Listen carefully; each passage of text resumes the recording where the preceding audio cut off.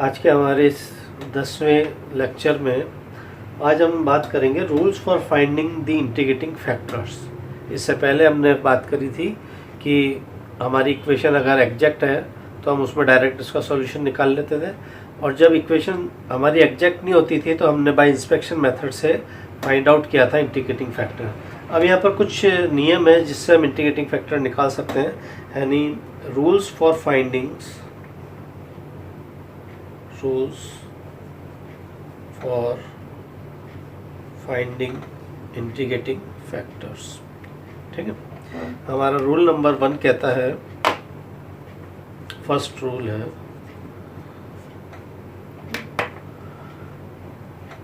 If the equation मतलब है mdx plus ndy equal to 0 is homogeneous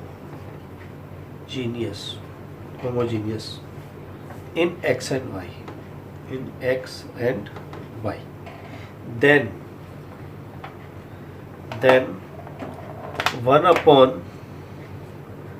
m of x plus n of y is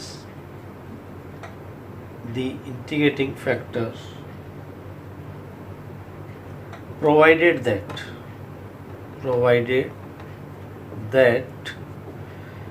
mx plus ny is not equal to 0, क्योंकि 1 upon m x plus n y है ना, तो ये हमारे पास यह condition है कि m x plus n y is not equal to 0 हो, तो हम इस इक्वेशन का ये इंटीग्रेटिंग फैक्टर मान सकते हैं।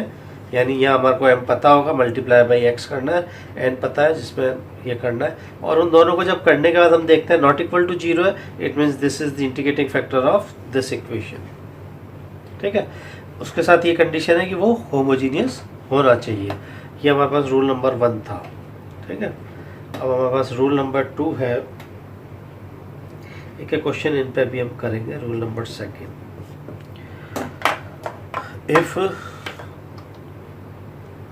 if the equation mdx plus ndy equal to 0 is of the form अगर वो इस रूप में लिखी हुई है कि y1 function of x y multiply by y, अगर मैं dx लिख रहा हूँ तो, और फंक्शन ऑफ एक्स वाई, अब मेरे पास y लिखना है उधर, तो यहाँ x ऑफ dy, बिल्कुल सिमेट्री से चलेगी चीज़, दिस इज इक्वल टू 0। अगर mdx plus ndy equal to 0 की फॉर्म इस रूप में लिखी हुई है तो हम इसके लिए इसका इंटीग्रेटिंग फैक्टर मानते हैं, देन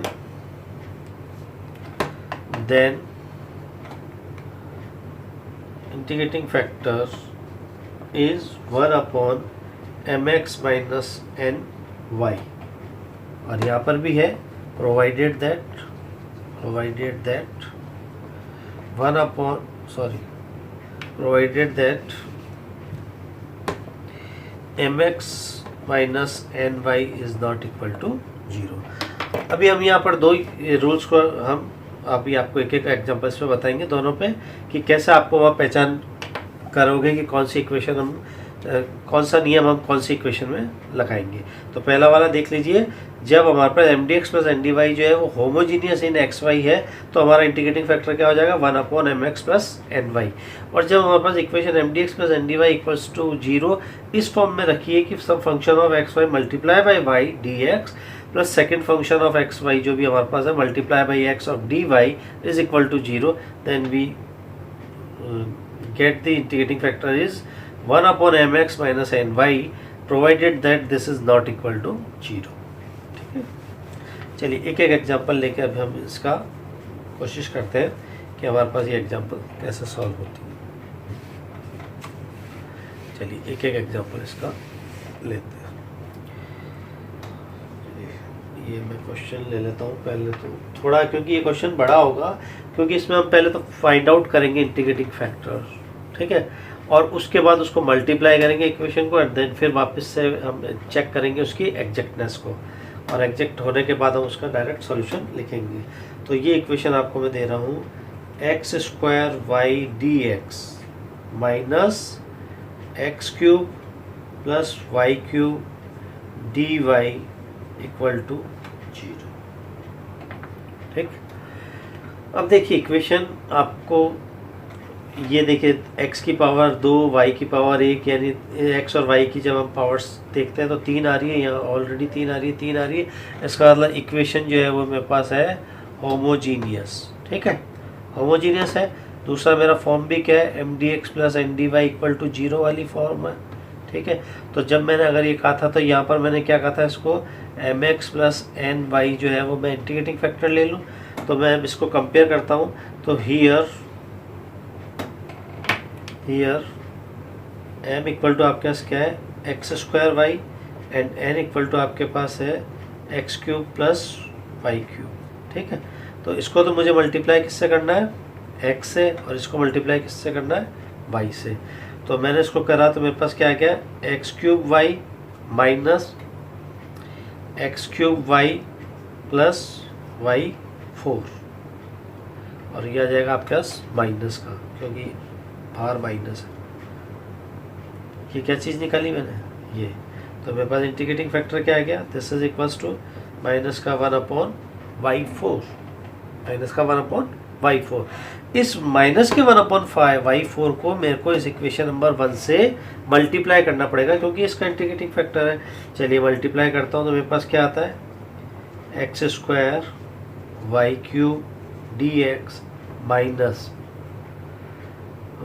माइनस माइनस प्लस हो जाएगा, तो ये आपके पास हो जाएगा x cube y 4 plus 1/y d y equal to 0। ठीक है, चलिए हम यहाँ से इसका m मेरे पास क्या आ रहा है, minus x square y cube, और n मेरे पास क्या आ रहा है, x cube y 4 plus 1/y। ठीक है, इसको तो मैं निकालूंगा del m over del y, del m over del y, और यहाँ से निकालूंगा del n over del x. ठीक है, तो del m over del y अगर मैं निकालता हूँ तो यहाँ पर मेरे पास आ जाएगा minus minus plus x square, और ये 3 और वाई की पावर 4, इसका मतलब आ जाएगा 3x square Y 4।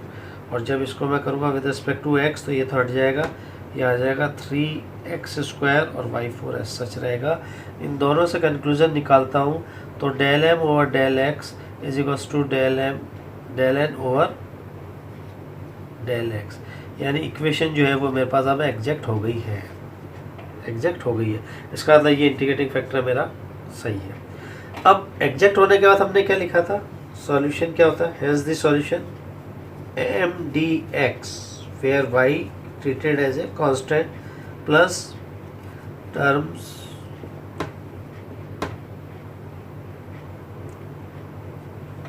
not containing x dy equal to some c। ठीक है, तो अब यहाँ पर मेरा m कौन सा काम करेगा, ये वाला, और n कौन सा काम करेगा, ये। तो चलिए मैं अब इसको मिटा देता हूँ और इसके आगे का सॉल्व करते हैं।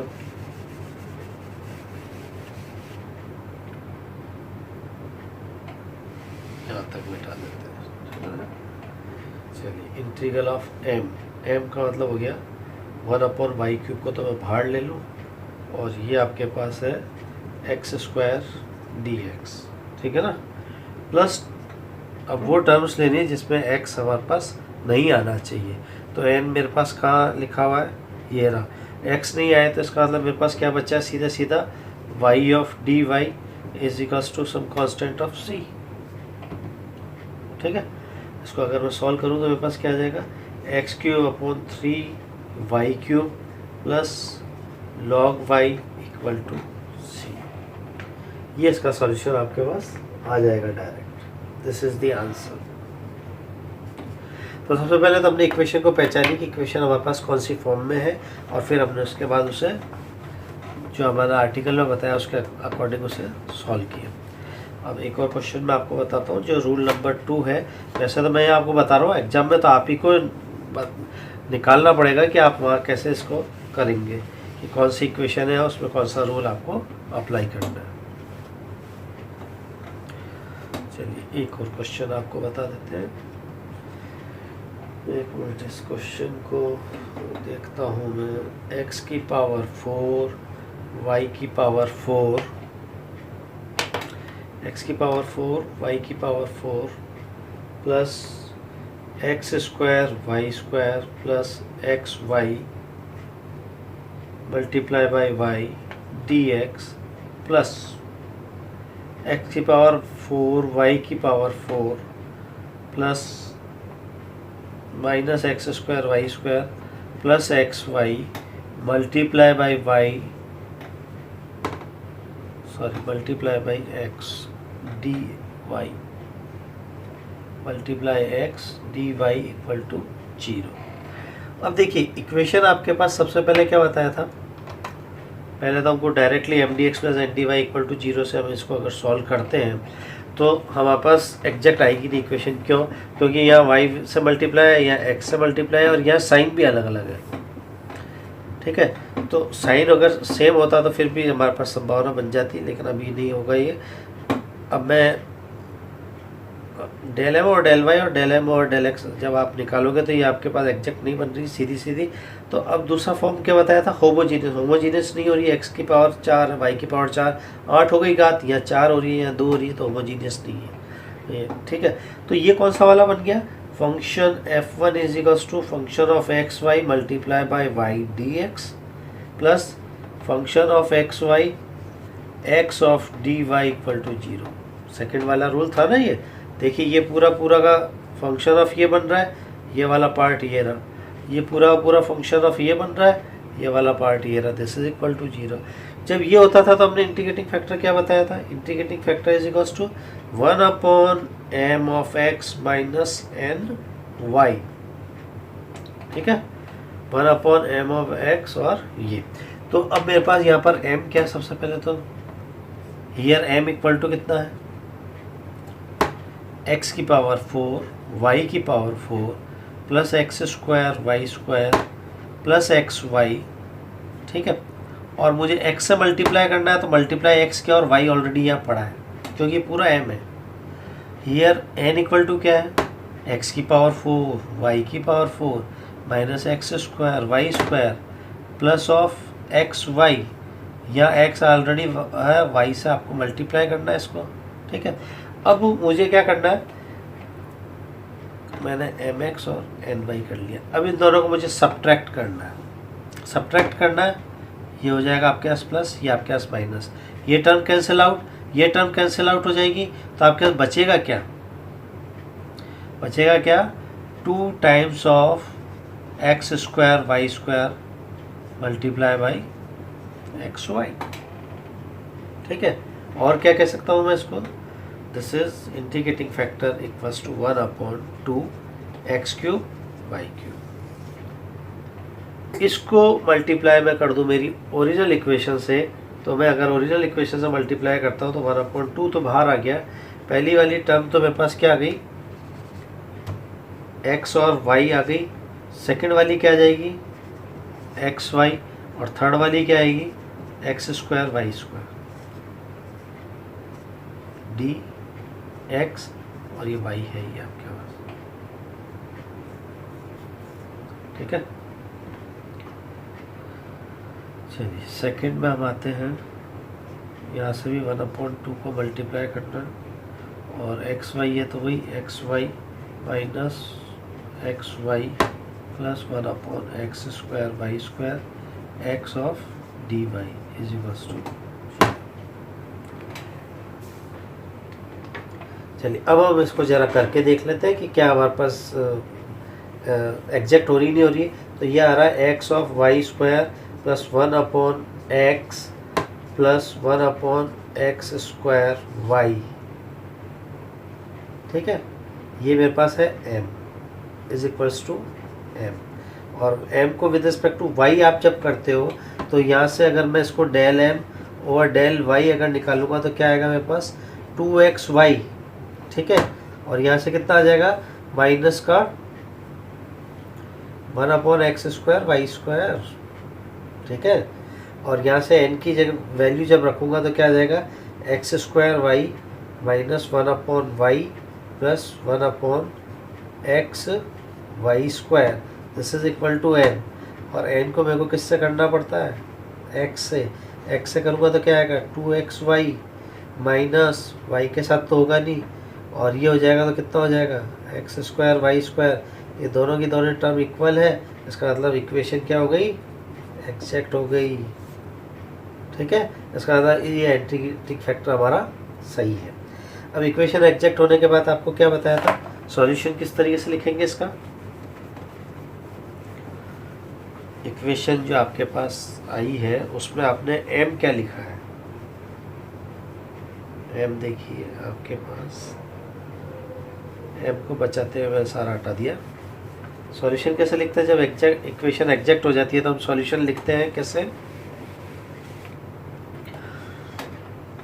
m dx y को कांस्टेंट रखते हुए, m dx y को कांस्टेंट रखते हुए, प्लस n की वो टर्म्स जिसमें x नहीं आए, है ना, terms in x not contain x, और dy से हम उसको इंटीग्रेट करते हैं सम कांस्टेंट ऑफ इंटीग्रेशन। तो m को मैं लिखता हूँ, m मेरे पास है, y स्क्वायर को बाहर ले लूँ तो ये मेरे पास x dx plus 1/x dx, मैं हाथों हाथ इंटीग्रल भी करता जा रहा हूँ, plus 1/y 1/x square dx, plus अब n की वो टर्म लेनी है जिसमें x नहीं आए, x नहीं आए तो मेरे पास यहाँ ऑलरेडी बच रहा है dy is equals to some constant of integration. जब मैं इसको करूँगा तो मेरे पास आ जाएगा x square y square upon 2 plus log of x, और यहाँ से जब इसको मैं करूँगा तो मेरे पास कितना आ जाएगा, इसका इंटीग्रल करेंगे तो हमारे पास क्या आएगी बोलिए टर्म, 1/y, और यहाँ से 1/x माइनस का आ जाएगा ना, और यहाँ से कितना आ जाएगा माइनस का log of y equal to C, और इसको मैं किस टाइप से लिख सकता हूँ, ये लॉग लॉग है तो ये हो जाएगा x square y square upon 2, और ये माइनस माइनस प्लस तो 1/xy, और यहाँ लॉग की प्रॉपर्टी लगा दूँ तो मैं इसको log of x upon y लिख सकता हूँ is equals to c. This is the required answer. तो अब आपको देखिए सबसे पहले तो इक्वेशन वहाँ पहचाननी है कि आपके पास जो अभी मैंने दो नियम बताए उसके अकॉर्डिंग, और उसके बाद एग्जैक्ट हो जाती है तो इसका सॉल्यूशन लिखने का सबसे आसान तरीका है ये वाला। ठीक है, तो इसमें हम इसके और भी क्वेश्चन को आगे डिस्कस करेंगे हमारे नेक्स्ट लेक्चर में, जिसमें हमारे पास 3 रूल और हैं, जिसमें इक्वेशन और भी टिपिकल रूप में और भी अलग रूप में होगी और हम उसको कैसे पहचान कर सकते हैं। ठीक है ना, तो हम हमारे नेक्स्ट लेक्चर में इससे आगे वाला पार्ट पढ़ेंगे।